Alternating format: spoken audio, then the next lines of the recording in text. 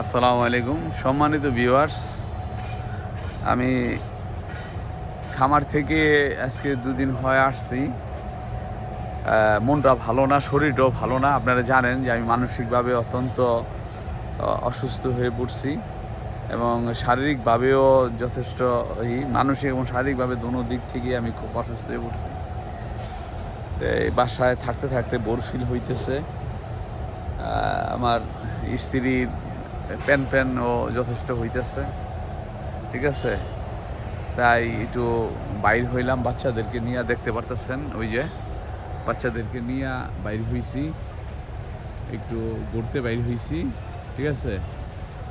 বাচ্চারা ওই হুন্ডার এখানে দাঁড় করায় রাখছি। তো এখানে একটা নার্সারি আছে আমার বাসার কাছাকাছি, এই যে সুন্দর একটা নার্সারি। মনটা যাদের খারাপ লাগে তারা এরকম ফুলের বাগানে বা বাগানে তারা একটু সময় কাটান, মনটা ভালো লাগে। হোক সেটা ছাদ বাগান বা নিজের উঠানের বাগান, খুব ভালো লাগে।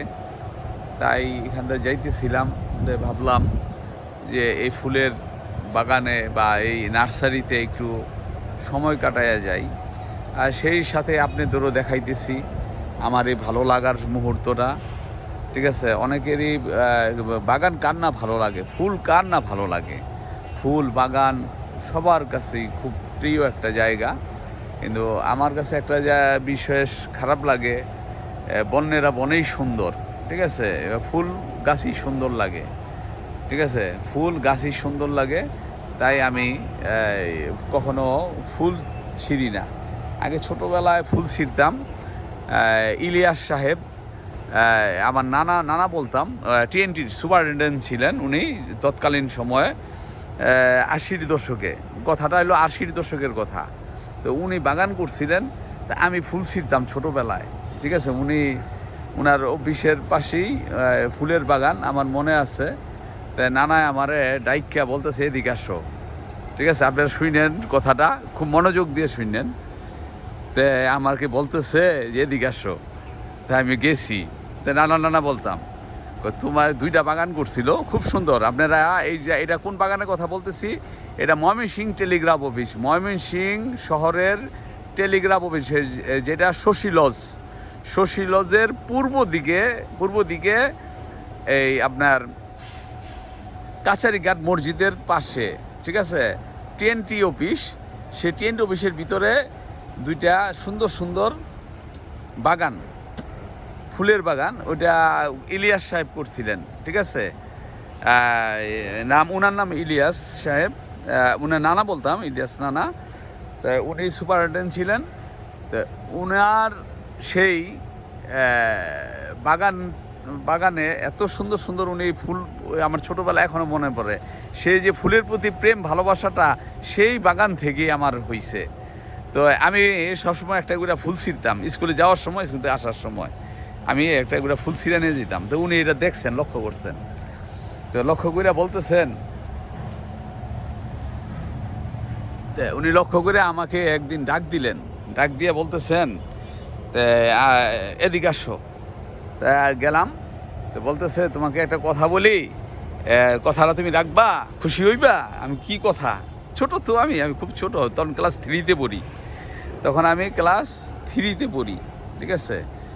তা তোমার না আমি একটা জিনিস দিমু, ওরকম তুমি রাখতে পারবা? আমি কি জিনিস দিবেন কোন? আমি খুশি, আমার একটা জিনিস দিব, ঠিক আছে। এটা তো বলতেছে, শুনেন আপনারা, ঠিক আছে।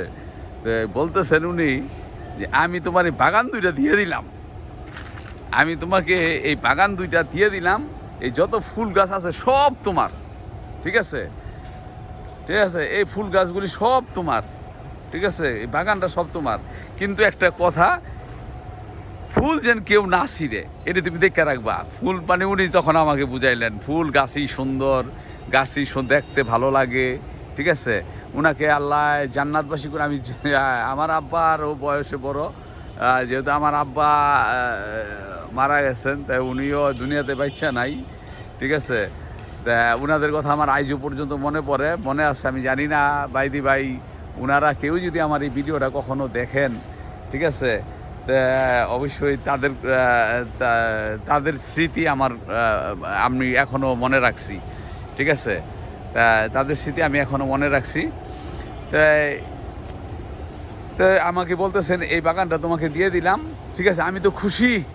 এরপরেতে বিশ্বাস করলে করবেন না, ঠিক আছে? আমি বাগানের বাগান পাহারাদার হয়ে গেলাম গা, ঠিক আছে? ওই ছোটোবেলায় আমি তো ফুল ছিঁড়তামই না, কাউকে ফুল ছিঁড়তেও দিতাম না, ঠিক আছে?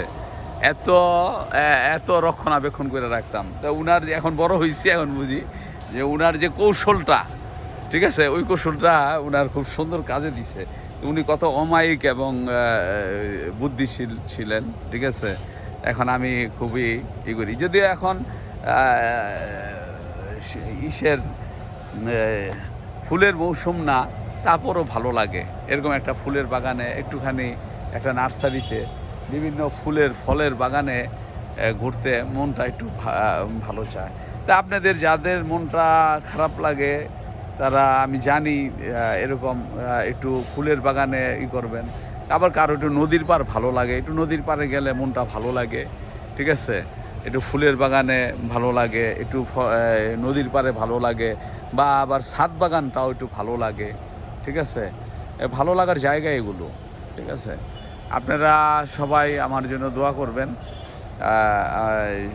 এই মুহূর্তে আমি খুব মানসিকভাবে একটু অস্থিরতায় আছি।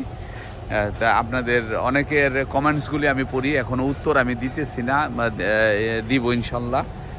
আমি একটু মানসিকভাবে একটু রিল্যাক্স হলে আমি ইনশাল্লাহ আপনাদের এই কমেন্টসগুলির উত্তর দিব। তা ভালো থাকবেন আপনারা। আসসালামু আলাইকুম।